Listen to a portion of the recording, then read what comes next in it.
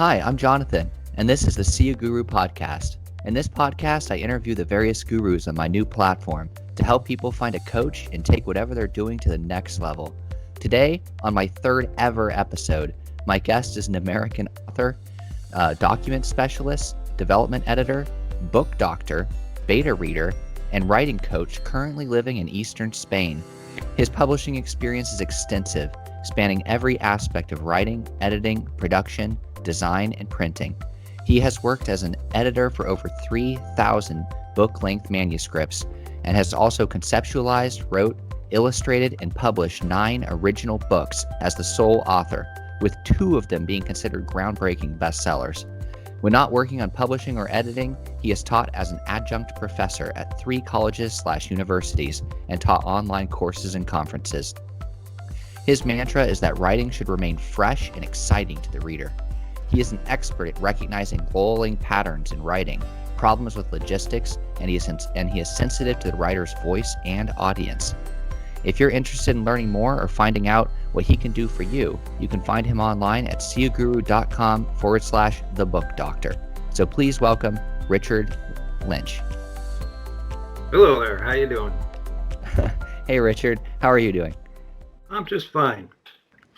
So, the first question that pops into my mind is, how did you get the moniker, the Book Doctor? Well, that's it's not really a long story, but the Book Doctor was something that I was working for a literary agency as a reader, and it was one of my first jobs out of college with my writing degree. And I was sort of trying to figure out what it was that they had me doing. I really didn't know. I mean, it was a long time ago.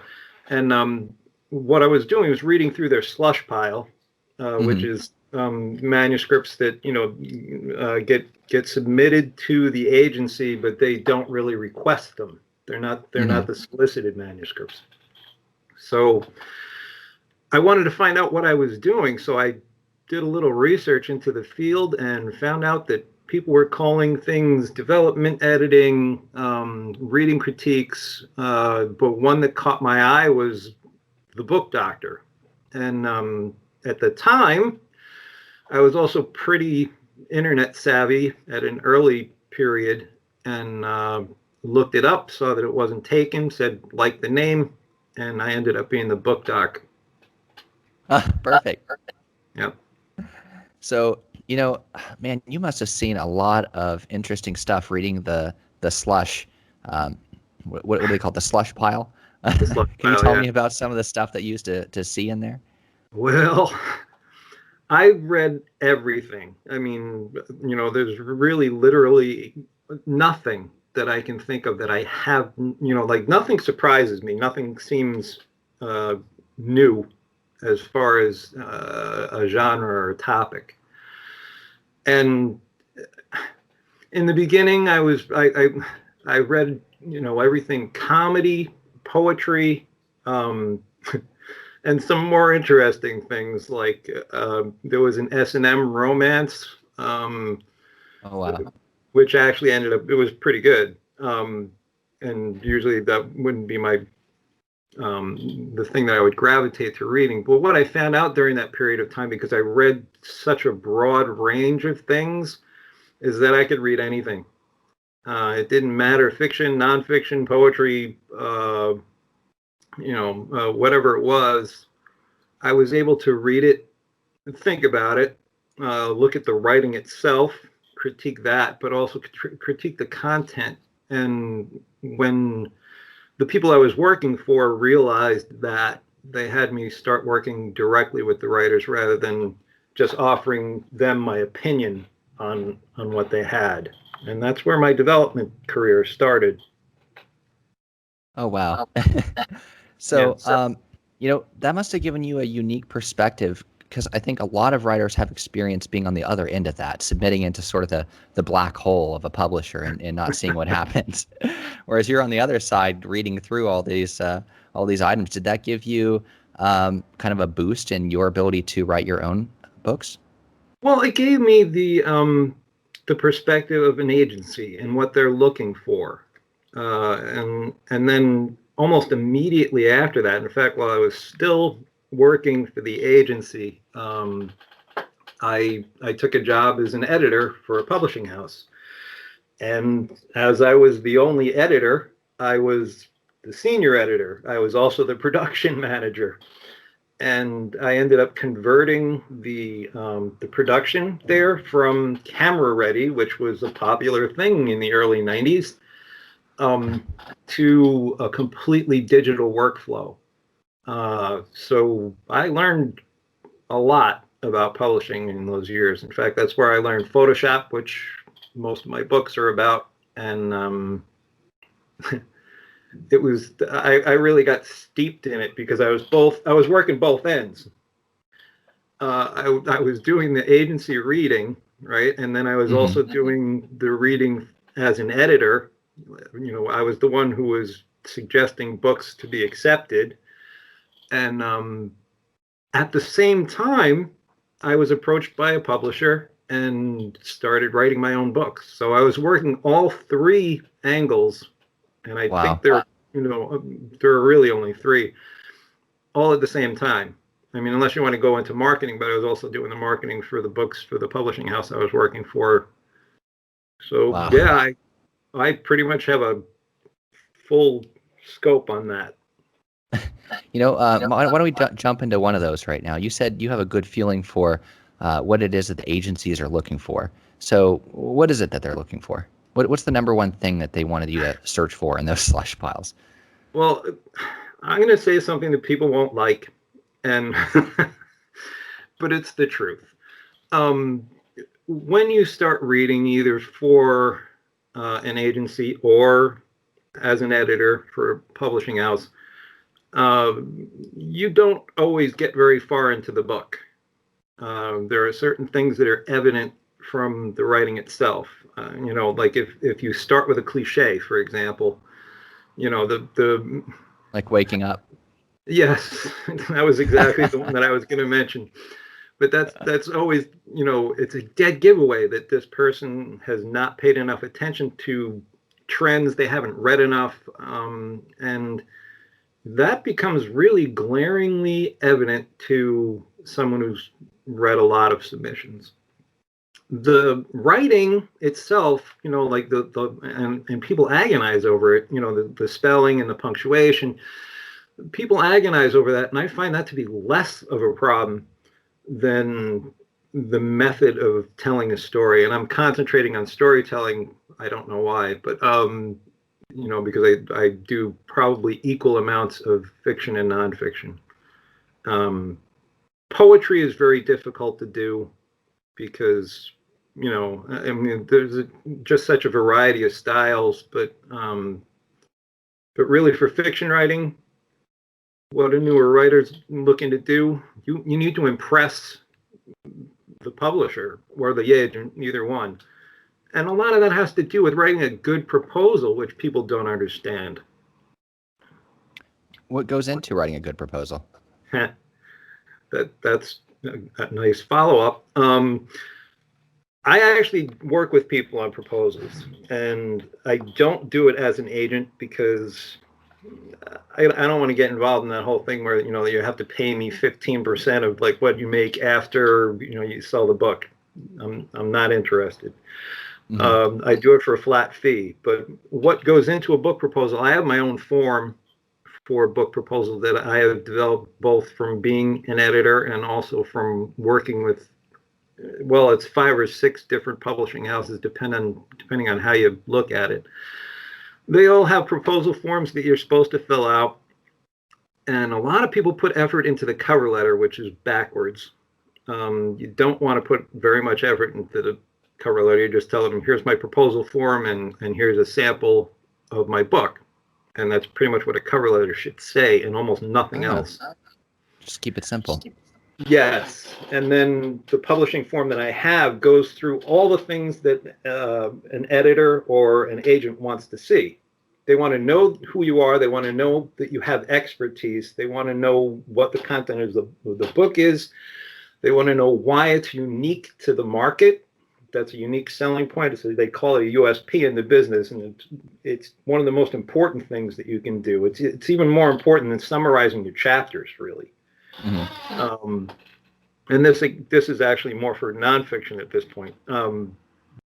It works a little bit in fiction, but not, the fiction has to speak for itself. Mm-hmm. Nonfiction, people don't know this, but you can sell the book without writing it. And I did that every time. I never wrote a book before I sold it. Wow. And that surprises people. Fiction, maybe not so much. You should probably have a very good feel for what you've written in fiction. And if it's complete, that's probably better. But you can see the relative risk there. The reason why I've spent most of my time in fiction, in nonfiction writing, is because I can sell a book before I write it, whereas fiction is much more risky. It's also much more difficult.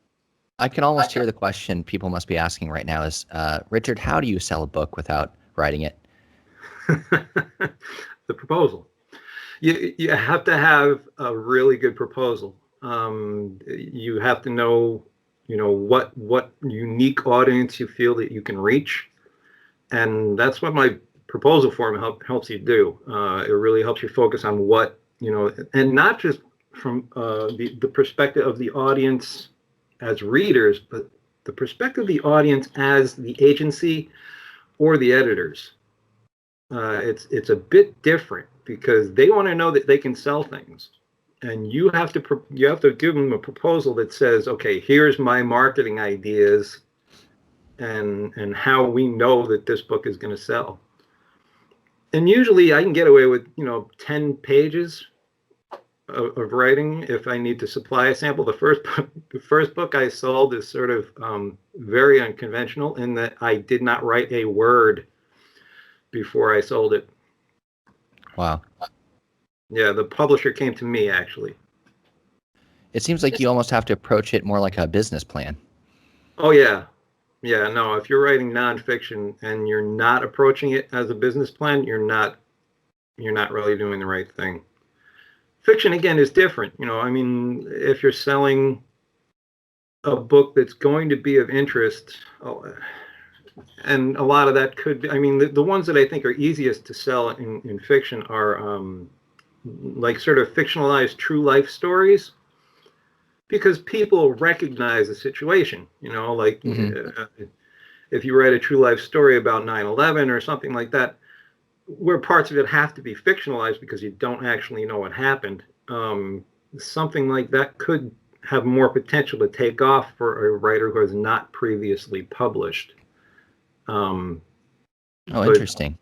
Yeah. And is that because the readers kind of already know what to expect? Well, it is partially because of familiarity, but it's also, I think, because of the reality. The whole idea that it was an actual thing that happened. A lot of the Kennedy assassination books, you can't quite call them fiction, I guess, but you can't quite call them fact either. Exactly. Yeah. So what about, you were talking earlier about a unique selling point. So Yes. how do you, does that mean that you shouldn't ever write a book that's been done before? Because you said you did a lot of writing in Photoshop, and I'm pretty sure there's been lots of Photoshop books. So how do you approach that? Well, that was a really interesting thing. Yeah. The whole idea of me getting to the point of having bestsellers in that particular genre was that I knew the market. There were a lot of Photoshop books written, and I was one of the earliest people to write one. But the first book did well because there were only a few of them on the market. But what I had to do later on was really come up with something unique as far as an angle on why this book is different than everything else out there. Mm-hmm. And I was able to do that twice. By really focusing on process. One of the books completely focused on process, and using a particular tool in Photoshop, the layers tool, to help people work through an image. And I used to give lectures on that too, where I would go into the lecture without planning anything. And people would give me photos from the audience, and we'd actually go through my process and see, like, what are you going to do to fix this? So that was a unique selling point. The other one was doing the impossible. I sort of stumbled across something in the Adobe Photoshop Elements program, which was only a $60 program, which Adobe sold, and I figured out how to make it do everything that Photoshop could, and Photoshop costs 10 times more. So that became the subject of another book. But those were very unique when they came out. I mean, the Layers book was the first book ever on layers, and the whole the hidden power of Photoshop Elements. That book became sort of like a cottage industry, where people were looking at what I did and developing toolboxes and things like this to add on to Elements in order to get more functionality out of it. Oh, wow. So, I mean, when I'm saying unique, I'm saying unique, like this is different. This is not, the same old, oh, here's how you fix a picture and here's 20 tricks to doing, it has to be really unique. You had a way to basically a whole new approach to using Photoshop without having to use the paid version. And yeah, that's definitely a unique angle. All right. I mean, do you find that it's hard for people to come up with an angle that unique? I mean, do you have a process maybe for arriving at a point like that? Yeah, my process is taking a shower. No, and I joke about that because some of my best ideas have come in the shower. I think it's because I get to walk away from a computer and really there's nothing around. You can't think about anything except for the ideas that are going through your head. I also figured out how to do CMYK separations in the shower. I figured out a lot of different Photoshop techniques I attribute to showering. Wow. Okay. I really wasn't expecting that. Just take a shower. Okay. Yeah, just take a shower. No, I mean, probably walks will work as well, but I mean, like I find walks distracting now because I pay attention to other things. I pay attention to, pretty much foraging. So do you have a method for staying focused when you're doing one of these kind of shower thought sessions? Like, do you have like a framework in your head that you go through, or just free form? Yeah, everything. I mean, like, because the problem is on my mind, I mean, like, I'll take a break. Like, here's what I used to do. When I was working all three positions, where I was working with the agency, I was a full-time editor, and I was writing books. I was waking up at 4 o'clock in the morning to write for 4 hours before I went to take my shower, and then went to work.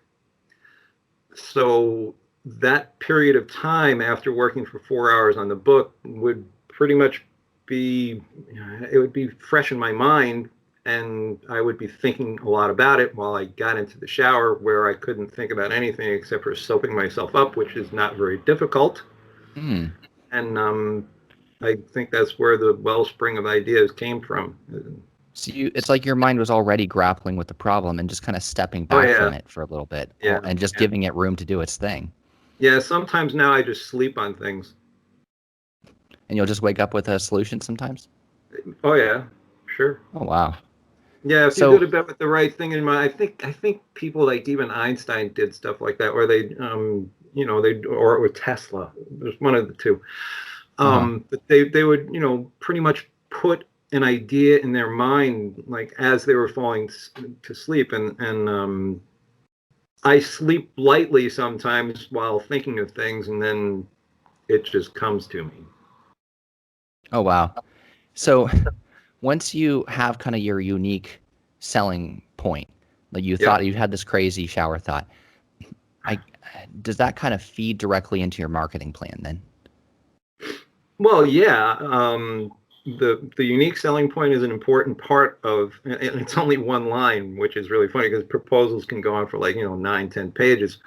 But that one line is more important than probably most of the rest of it. Really? Yeah, yeah. Unless you have no expertise, I mean that's the other thing that you have to show some expertise. Really, if you say, "Oh, I'm going to write a book on string theory," or something that and you've never been to school for physics, I don't think you're really going to have a hard time pushing that one over on an editor. So you do need to. So you do need to be actually an expert when you're writing nonfiction.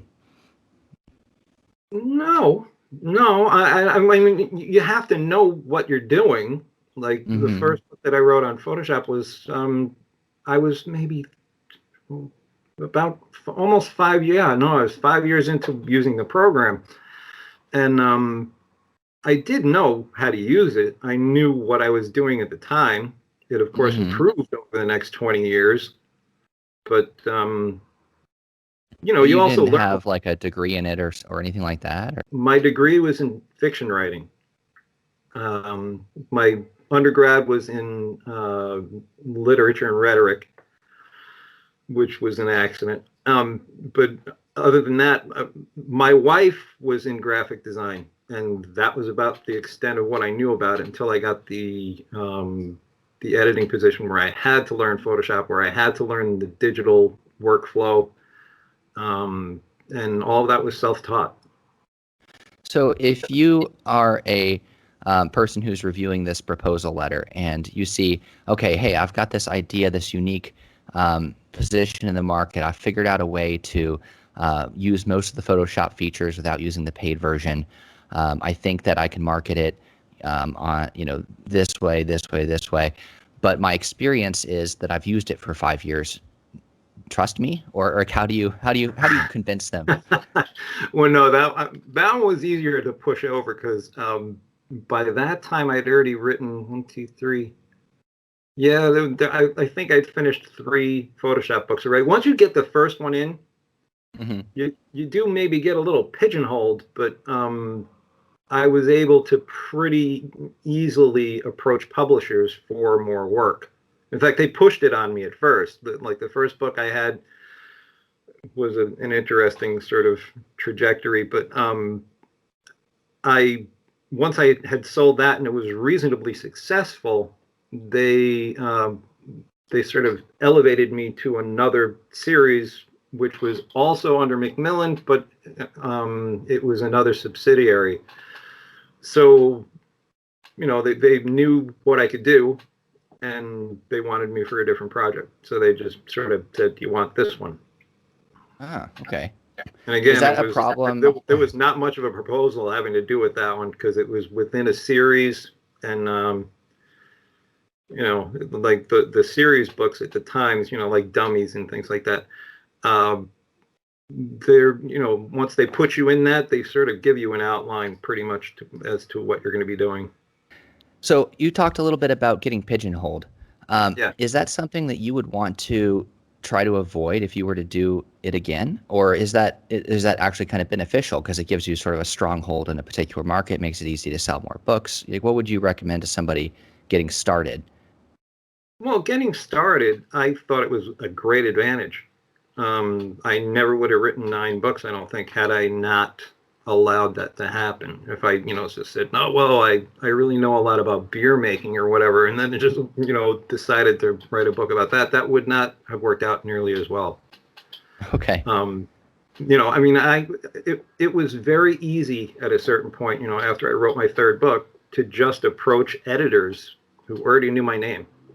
I didn't have to introduce myself. Because That's got to make the sell a lot easier. Yeah, no, absolutely. I was just calling editors up, and if you haven't published a book, don't ever do that. Okay, good tip. So maybe let's take us back to that first book just a little bit, because let's say somebody hasn't even put out their first book. Maybe they don't have the name recognition yet. If they just come in with a really strong, unique selling position, is that enough to kind of break into the market and get published, or is there something more that they need? Well, it depends on who they are, I think. anyway, like, I mean, if you're already a celebrity, for example, Mm-hmm. you're going to have the name recognition. That's going to be immediately saleable. Mm-hmm. That's pretty much a no-brainer. But if you're say you're a business person and you have almost no experience in business, but you think you have a great idea for a business book. Well, that's going to be harder to sell because if you've only got two or three, you're just out of college or whatever, Mm-hmm. that experience is not going to strike the editor as strongly as if okay, I've been in business for 10 years. I've made successful businesses 3 times, which I've resold. You give them a list of conferences that you've spoken at. All of that stuff ends up being something that helps you sell what you have. You can develop that expertise, and it doesn't have to be recognized. It doesn't have to necessarily be something that you went to school for, which is, all 9 of my books were about stuff I didn't go to school for. So just drawing from my own experience, I've worked as a software engineer for most of my career now, but I'm not well known for it. I've never been particularly great with social media. I don't have a big following anywhere. I don't really have any name recognition whatsoever. Would that be enough to break into nonfiction if I wanted to write a book about software engineering? Well, I mean, if you have a unique selling point and experience, that could go fairly well. Depends on who you approach, though. That's another thing about the book proposals. One of the services I provide along with that is actually doing market research. Mm-hmm. There are, I'll give you a silly example. I worked with a guy who was a dental, not really a dental assistant. He worked in a dental clinic, and he was still going to school. He came to me with this huge pile of notes, like 200 pages of notes, Wow. and it was just bullet lists. It had there was no connective anything, and he didn't even know what the book was about. And he said, "Do you think I can do anything with this?" So I started reading through it, and it kept striking me that he was concentrating a lot on dentistry during pregnancy, which gave people, the mothers mostly, a lot of concern. They were worried about, oh, if I have this procedure done, is it going to affect the baby?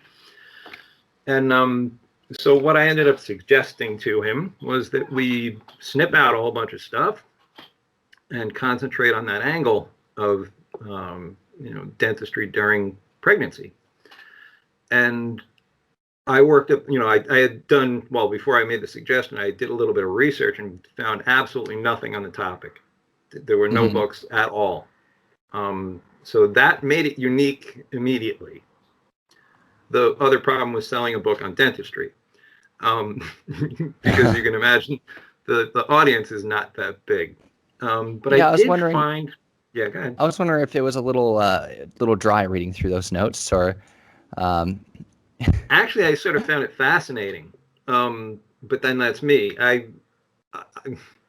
can read a lot of stuff that people think is boring and come up with a reason to like it.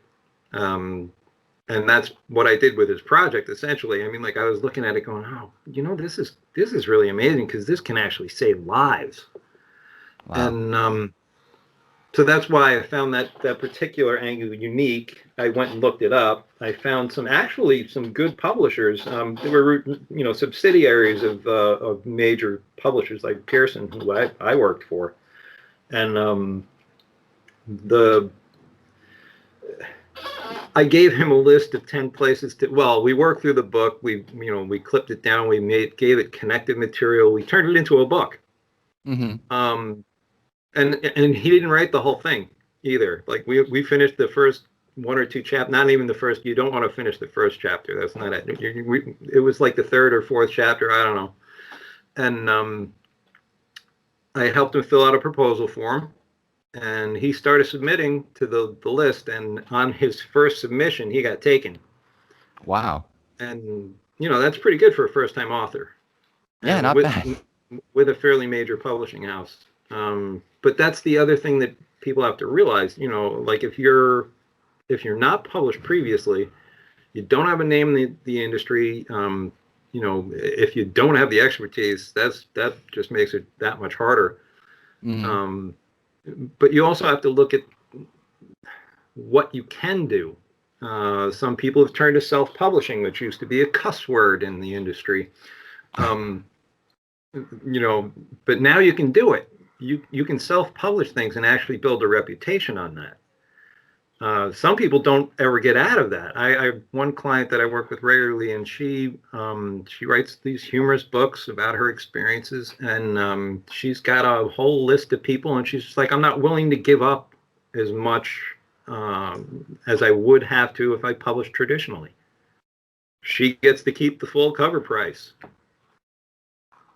Wow. So, I mean, that kind of brings me to the topic of self-publishing, which is, what do you think of it overall? I mean, would you recommend that somebody, in 2020, is that a viable way to run your whole career, or do you think there's still a big position for traditionally published books? Well, I think both. Right now I could probably, if I really wanted to, publish another book on Photoshop, but I don't see the market for it anymore, and I don't see it as being important. I have a great idea for one. It's another unique selling point. But I don't, I don't know. Publishing has changed a lot, obviously. But publishers are also doing a lot more to try and bring, to adjust to that change. And most of them are adjusting slowly because a lot of publishing houses are just behemoths. They're just these huge things that don't understand what change is. And so that's changing slowly. But from what I read, people are still reading books. I frankly don't read like hardcover books anymore because there's, unless it's in a foreign language. But I don't read hardcover books. I sometimes, because of what I do, I also read a lot anyway. Every week I'll probably be reading 2 or 3 books, or sometimes more. And, I get my reading in. And then if I really want to read something, I do an unusual thing. Like, right now I'm listening to Gargantua and Pantagruel on tape, which, it's really Audiobooks. long. Yeah, audiobooks. Yeah, I mean, that's, I feel like maybe underutilized. I think I missed part of that question. Oh, I just said audiobooks. I feel like maybe that's underutilized by authors. Like, I mean, at least for me, I think about writing a book, but I don't necessarily think about making an audiobook. Yeah, I was just thinking about that last night because I was, as I go to sleep, if I don't have my own ideas to listen to, I sometimes turn on, YouTube or whatever, and I'll let that play, just to keep ideas either flowing through my head or, whatever. But I was thinking about how interesting it might be to start something where people do share more in reading short stories, at least. And it was because a poetry, what do they call it? I forget what they call it, but a poetry thing came on where people do poetry to music and things like that. And I was like, very interesting. You never really hear people doing this a lot with short stories. Famous novels, yeah, but there isn't a lot of market that I've seen anyway for that type of thing. Which short story audiobooks, that's actually good. Yeah, that seems like that would be more popular. Well, they'd be short. They'd probably be cheap, and or even free. You could enjoy a whole story on your drive to work, for example. Yeah. So, I'm curious. A lot of the clients that you work with these days, where are they in the process? Are you typically do you find yourself typically working with people who are trying to get published, or and I know you work with all of them, but is it more common that you find people who are stuck at the getting published stage, or are they stuck at the editing stage, or kind of where are they stuck at the idea stage? What's Yeah, your experience on that? it's not so much the idea stage. The dentist was actually one of the more rare uh, circumstances where he just came to me and said, "I don't know what to do." Um, but I do work with people who are interested in starting writing, but that's less common than working with people who have written their first book and realize that they're not getting the proper feedback from their mom. Okay. I've actually heard that before, that sometimes it's not best to have your family be also your what's the Your mentor, I literary suppose, or critic, yeah, coach, mentor, your right? literary critic, yeah. Um, yeah, no, it's So you work a definitely lot with not. people who are wanting to take their writing to the next level. They've already got a book out there. It maybe underperformed their expectations, or maybe it did just okay, but they want to take it up a notch.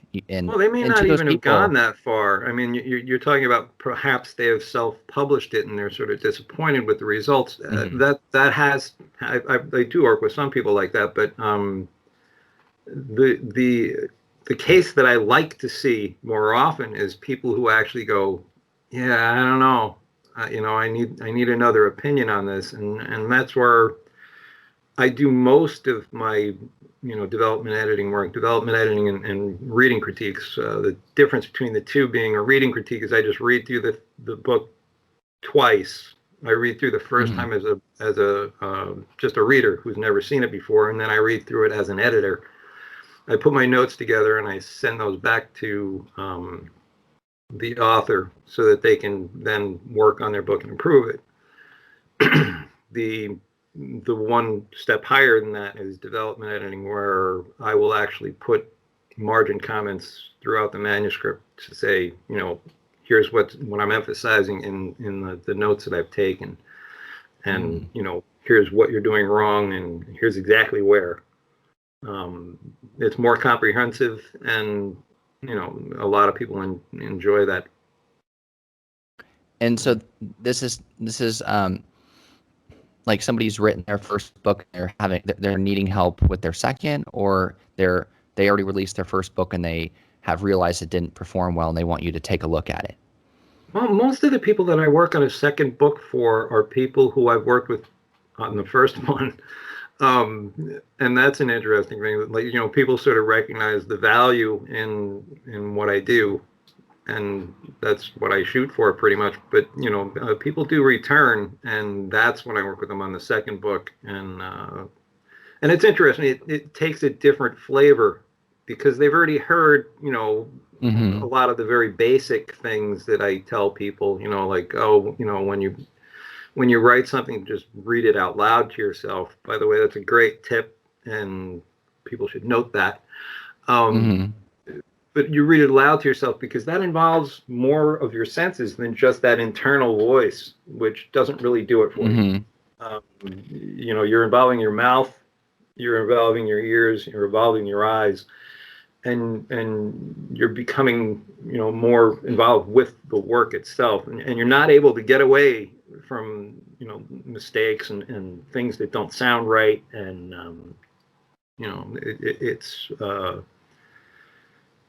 it's just a really good thing to do. But I think I skipped your question. Oh, that's fine. So yeah, so you do have a lot of people who come to you with the first book, which I guess goes back to your name, the book doctor. So people, don't go to the doctor until they have a problem. So their book is sick, I guess. It needs some help.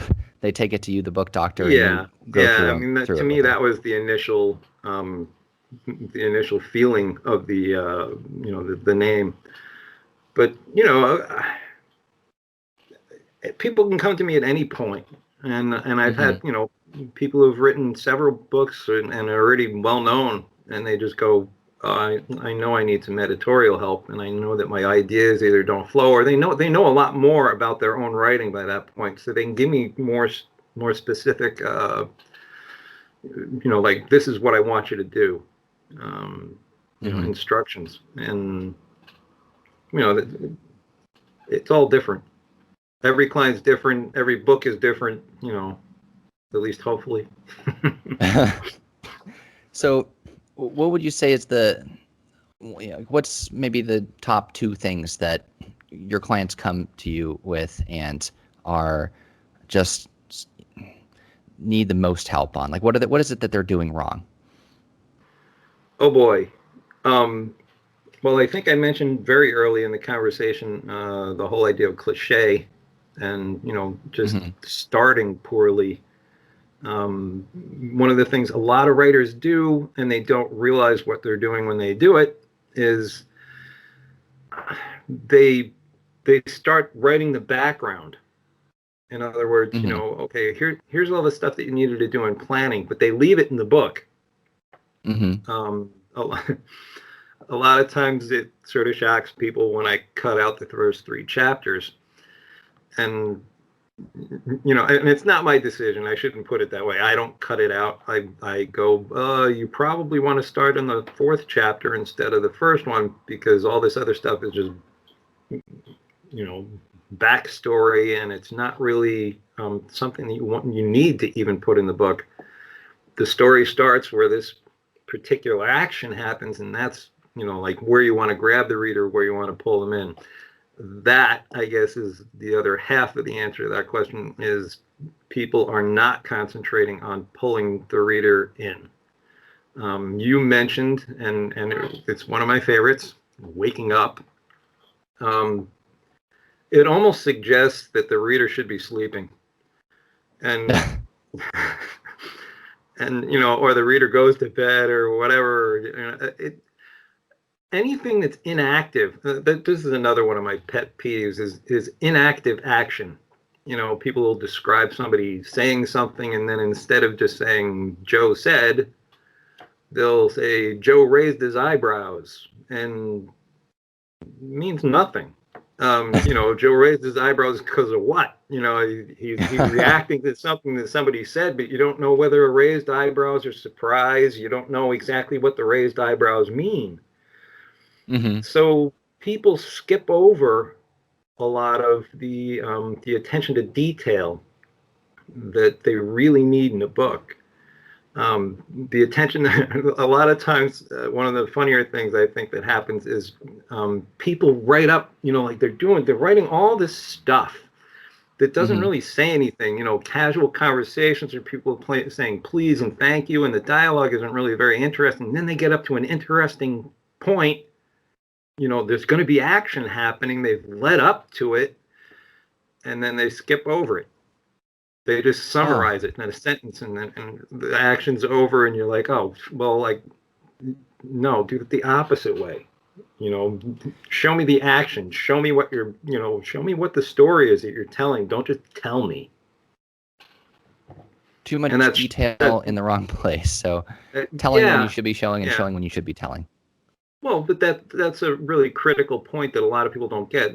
Show, don't tell is, don't beat the reader over the head with it. Let them experience, read any good writer. You're experiencing the story. You're watching the action unfold. You're allowed to imagine it yourself. The other thing about details, which I'll bring up, which is sort of funny, is, people think, and I say details, right? And they think, oh, okay, well, you need to know that it's a red car. Well, no, I don't need to know that it's a red car, because unless that car being red is important to the story, it's got nothing to do with it. Leave it out. Wow. It's a smaller version of a red herring, if that means anything to anyone. Yeah, because the reader's reading it and thinking, oh, the author took the time to mention that this is a red car, and then later on they're like, oh, well, it turned out it was never important. They really want me to know that the car is red. Okay. Yeah.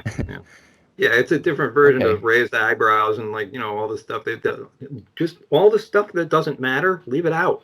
Well, don't leave it out. Write it down the first time, and then when you go back to read your own things, that's when you start looking at it and going, all right, this doesn't say anything. Cross it out. That's pretty much my job. So what's another pet peeve of yours that is fairly common? Oh boy.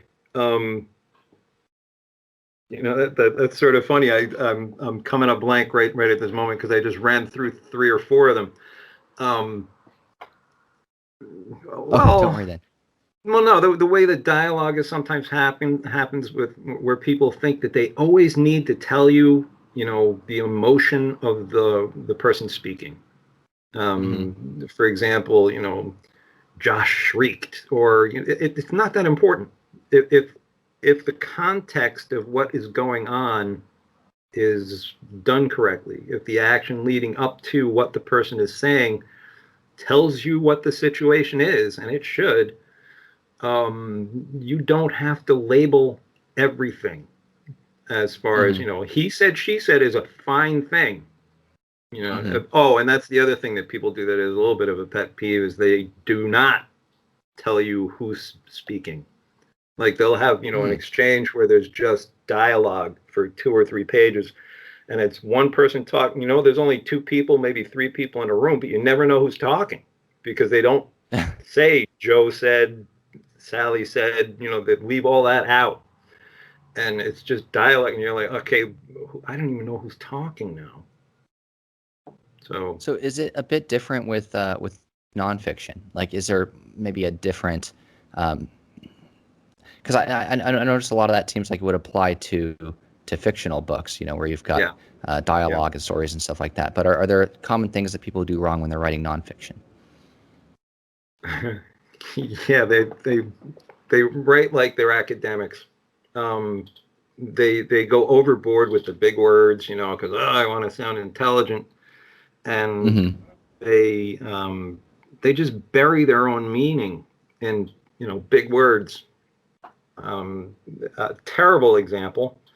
I once wrote a paper, an academic paper with my brother and another guy, and the other guy felt it necessary to write these hugely long sentences with really big words.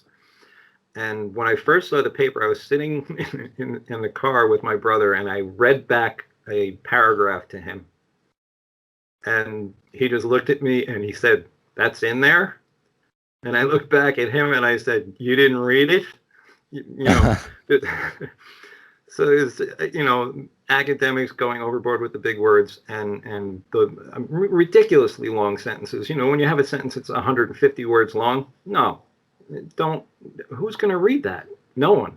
Or they're going to read it incorrectly, or the punctuation's in the wrong place, or you just haven't cut it up properly.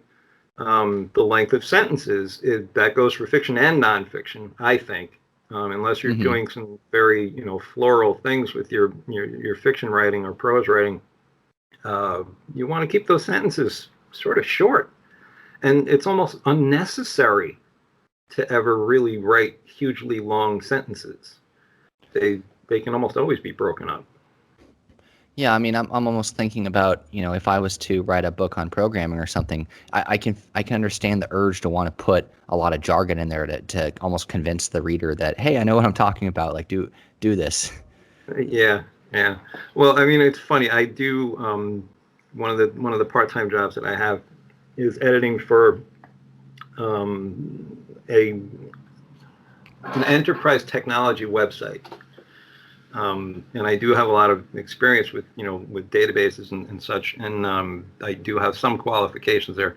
But reading those and reading all the abbreviations they use for everything, they think that these, the abbreviations are global, and they're just not.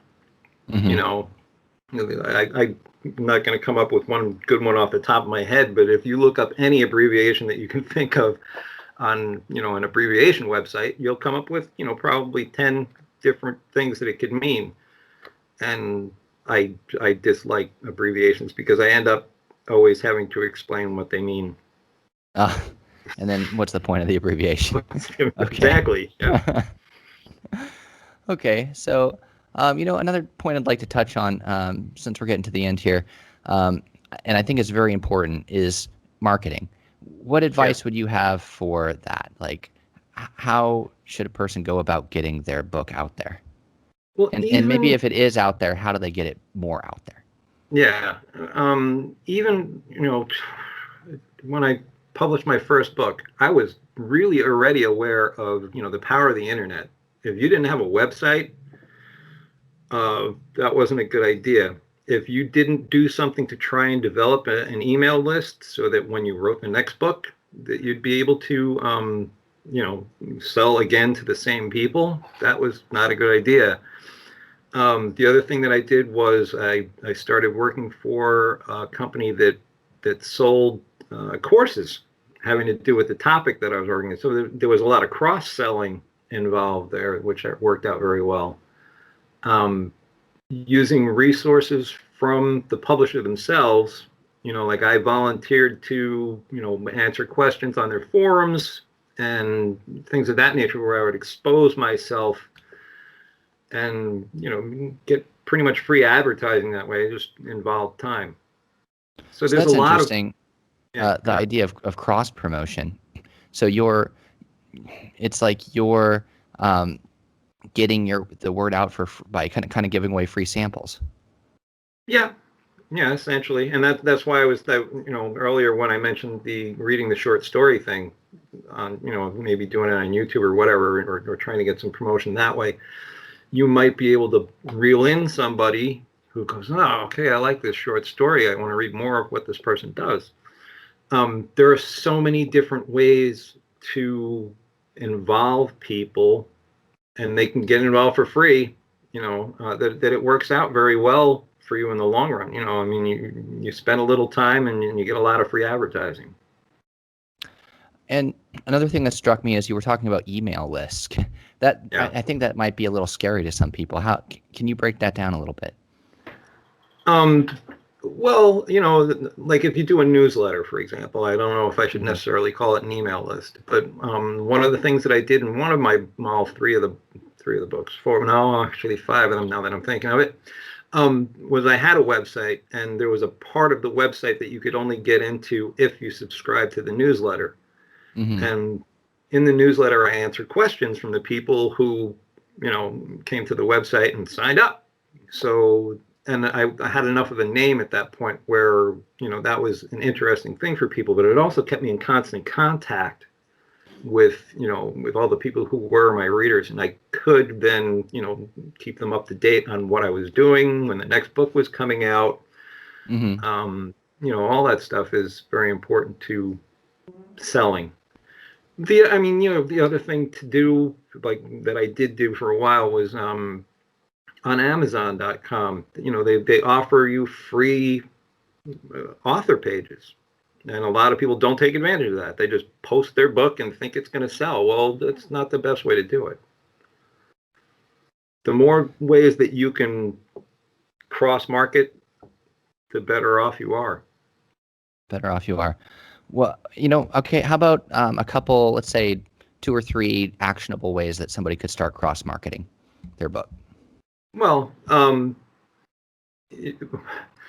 free advice is always a good one. If you are active in a community, for example, like say you're writing a book on, I don't know, car repair. If you are active in that community and you're writing the book on car repair, you would be, offering free advice to other people who are already on there. And if you're getting the proper reaction, that's going to help you already resell, what you're planning on writing. Then you can lead that back to your own website, where again you might have a newsletter, and you could build your marketing that way.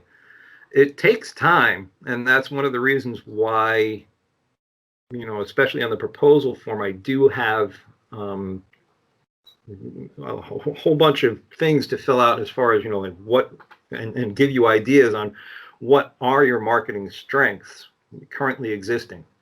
Because if you don't have those in place, the publisher already knows that it's going to take a long time to build them up. So that's why that's really important. Huh. So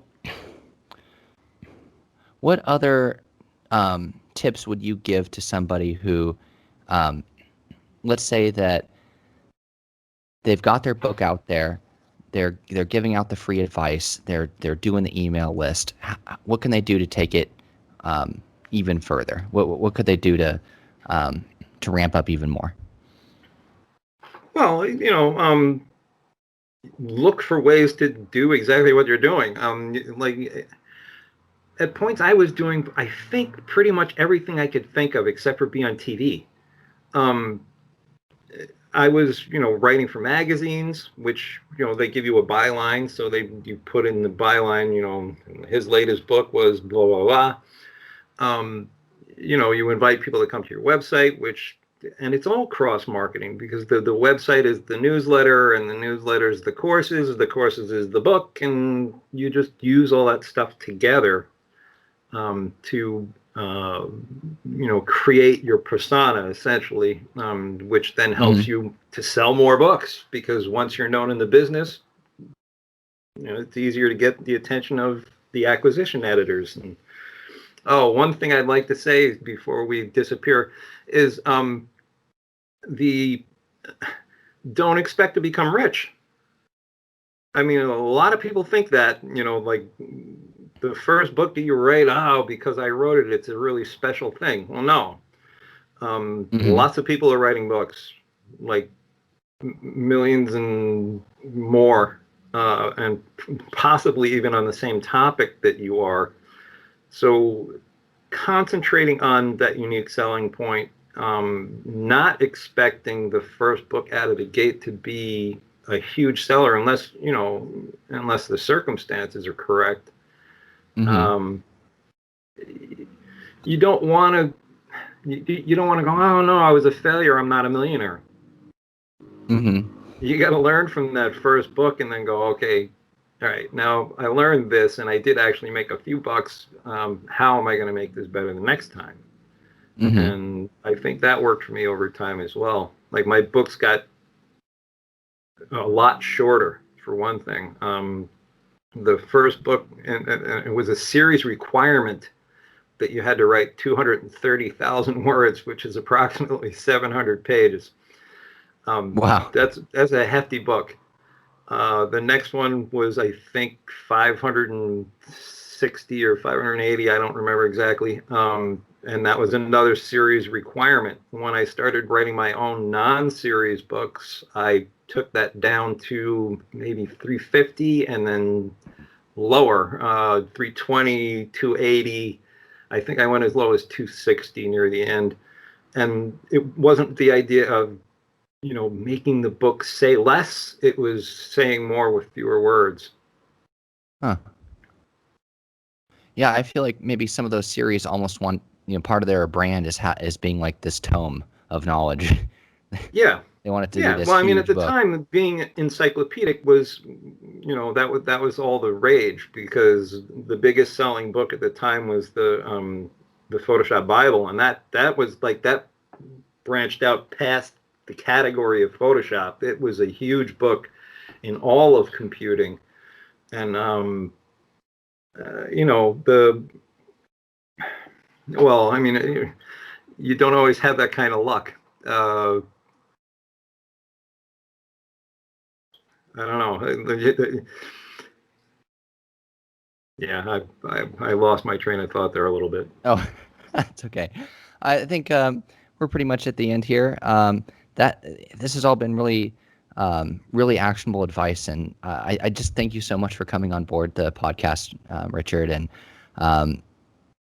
I just want to remind people again that they can find they can find you online at seeaguru.com/thebookdoctor.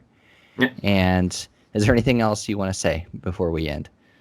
Well, I could probably do another one of these, going into details on all the things that authors could do, practicing writing, practicing their, like the whole idea behind me being in the shower and thinking of ideas. That wasn't the whole of it. I mean, there's creative exercises that I do, things that you should do always. Like if you're a writer, you have to write.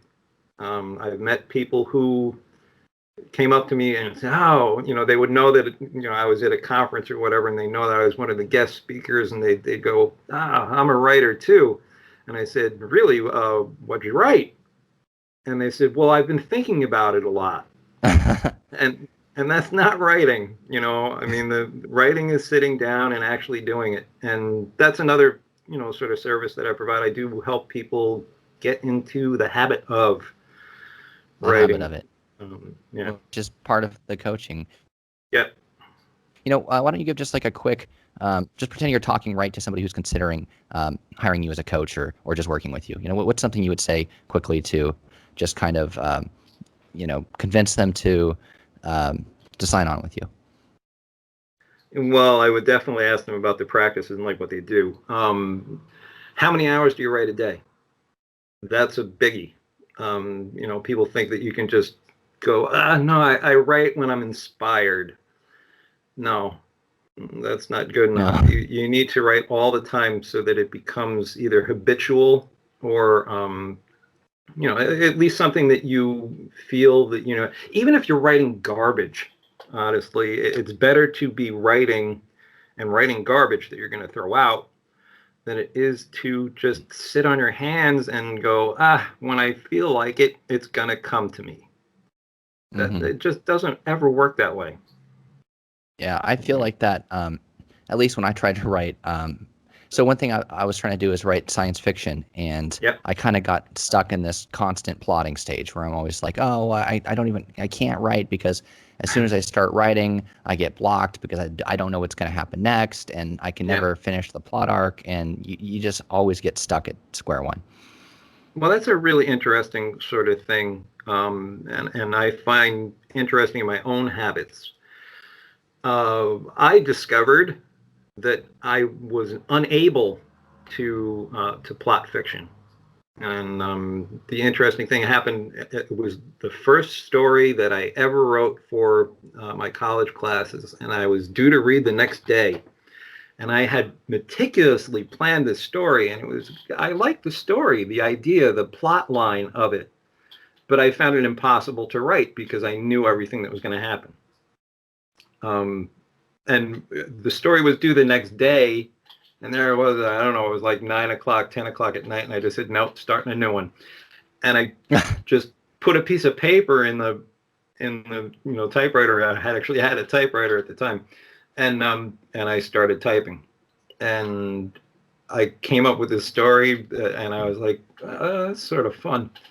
And I brought it to class, and they the class critiqued it, and they were coming up with all of these philosophical angles on the story, and I was totally floored because I wasn't thinking of anything philosophical. I'd been I'd been looking at a dog across the street that essentially lived its life in this little circle of dirt, and the dog, just like walked around in the little circle of dirt, changed by its neck to a post.